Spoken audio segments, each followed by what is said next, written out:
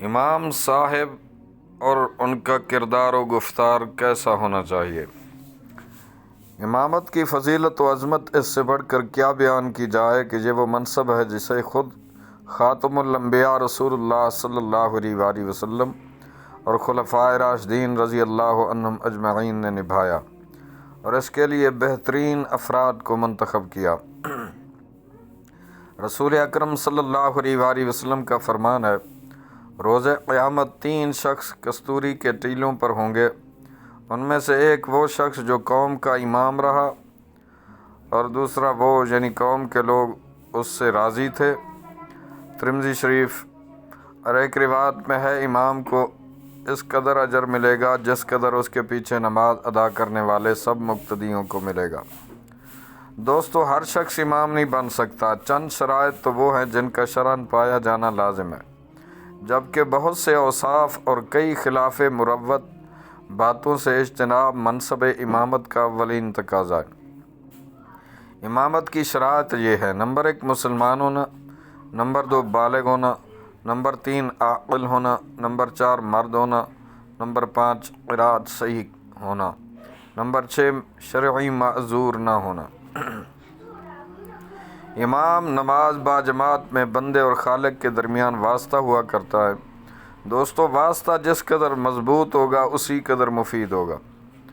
آج کے اس ویڈیو میں ہم اپنے اس مضمون کو یعنی ایک مثالی امام کے اوصاف کو 4 حصوں میں تقسیم کر کے عرض کرتے ہیں۔ نمبر 1 امام صاحب اور پھر ان کا کردار و گفتار۔ نمبر 2 امام صاحب اور درس و بیان۔ نمبر 3 مسجد کی آباد کاری میں امام صاحب کا کردار۔ نمبر 4 امام صاحب کا اہل علاقہ اور مسجد انتظامیہ کے ساتھ انداز۔ پہلی چیز کو لیتے ہیں کہ امام صاحب اور کردار و گفتار کیسا ہو۔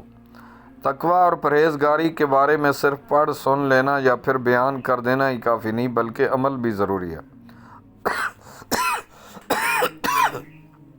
تقویٰ تو ہر مومن کا وصف عظیم ہے، لہذا ایک امام کو تو بدرجہ اولیٰ اس وصف کو اپنانا چاہیے، کیونکہ یہ نمازوں کی قبولیت کا اہم ذریعہ بھی ہے۔ رسول اللہ صلی اللہ علیہ وآلہ وسلم نے فرمایا، اگر تم یہ پسند کرتے ہو کہ تمہاری نمازیں قبول ہوں تو تمہارے بھلے لوگ تمہارے امام ہونے چاہیے۔ نماز کی امامت نبی کریم صلی اللہ علیہ وسلم کی نیابت یعنی نائب ہونے کا ایک حصہ ہے۔ چونکہ نبی کریم صلی اللہ علیہ وسلم تمام اوصاف حمیدہ کے جامع ہیں، اس لیے امام کو بھی چاہیے کہ عمدہ اوصاف کو اپنانے کی کوشش کرے، بری عادتوں سے بچے۔ عوام الناس امام صاحب کے بارے میں حسن ظن رکھتے ہیں کہ وہ ہم سے زیادہ نیک ہے۔ ائمہ کرام کی بھی ذمہ داری ہے کہ اس اعتماد کو کمزور ہونے سے محفوظ رکھیں، بالخصوص ایسے معاملات جن کی وجہ سے نماز کی ادائیگی پر فرق پڑتا ہو، ان سے تو بچنا بہت ضروری ہے، جیسے علانیہ فسق و فجور والے کام کرنا، مثلاً داڑھی کو 1 مٹھی سے کم کروانا، سر عام گالی گلوچ کرنا وغیرہ۔ نیز اپنے ظاہر و باطن خلوت و جلوت کو ایک جیسا بنائے۔ امام صاحب کو ایسی عادات اور باتوں سے اجتناب کرنا چاہیے جو مروت کے خلاف تصور کی جاتی ہیں، جیسے راستے میں عامیانہ طریقے سے کھانا، عوامی مقامات پر روڈ کنارے استنجا کرنا، گٹکا اور سگریٹ نوشی اور ہر دوسرے شخص سے ادھار مانگنا وغیرہ۔ لین دین اور کاروبار کے معاملات ہر انسان کے ساتھ جڑے ہوئے ہوتے ہیں، یوں تو کسی کے لیے بھی ناجائز یا دھوکہ دہی پر مشتمل کاروبار کرنا جائز نہیں ہے، اور لین دین کے معاملات میں فراڈ کرنے کی بھی اجازت نہیں ہے۔ لیکن امام صاحب کا ایسے ناجائز و معاملات سے دور رہنا بہت زیادہ ضروری ہے، کیونکہ امام صاحب ایک دینی تشخص رکھتے ہیں اور عام مسلمانوں کے لیے مشعل راہ ہوتے ہیں۔ امام صاحب کے غلط کاروبار یا لین دین کے معاملات میں غلط راہ چلنے کی صورت میں یا تو لوگ علماء سے بد ظن ہوں گے یا پھر جائز سمجھ کر خود بھی غلط راہ چلیں گے۔ اس لیے چاہیے کہ امام صاحب کوئی بھی سبب تہمت بننے والا کام نہ کریں اور نہ ہی ادھار اور قرض وغیرہ کے لین دین میں نامناسب انداز اختیار کریں۔ ہر مسلمان کو چاہیے کہ اپنے اہل خانہ کی دینی تربیت کا خاص اہتمام کرے، لیکن ایک امام مسجد کو اس حوالے سے بھی بہت زیادہ احتیاط کی ضرورت ہے۔ امام صاحب کی اہلیہ اور بچوں کا دینی سانچے میں ڈھلا ہونا اور بد اخلاقی والے تمام معاملات سے دور رہنے کی بھرپور کوشش کرنا بھی ضروری ہے، تاکہ امام صاحب کو نیکی کی دعوت دینے اور برائی سے منع کرنے میں کسی رکاوٹ کا سامنا نہ ہو۔ انداز گفتگو اور بول چال ایک انسان کی شخصیت کی پہچان ہوتی ہے۔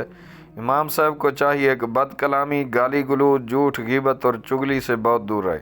اس طرح بولنے میں نرمی، محبت اور اپنائیت کا اظہار کرے۔ امام صاحب کا لباس اور رہن سہن بھی نمازیوں اور اہل علاقہ پر بہت اثر انداز ہوتا ہے، اس لیے امام صاحب کو طرز زندگی بھی رسول کریم صلی اللہ علیہ وآلہ وسلم جیسا ہی اپنانا چاہیے۔ اسی میں عزت ہے، لباس میں سادگی بھی ہو، وقار بھی ہو اور صفائی بھی ہو۔ زرق برق اور قسم قسم کے تراش خراش والے فیشنیبل کپڑے پہننے سے چند جوان اور شوخ طبع نمازیوں کی واہ واہ تو مل جائے گی، لیکن سنجیدہ لوگوں کی نظر میں امام صاحب قابل قدر حیثیت نہ بنا سکیں گے۔ یہی دیکھ لیں کہ زرق برق لباس پہنے ہوئے امام صاحب رسول اللہ صلی اللہ علیہ وسلم کی سادگی کا بیان کس طرح کریں گے۔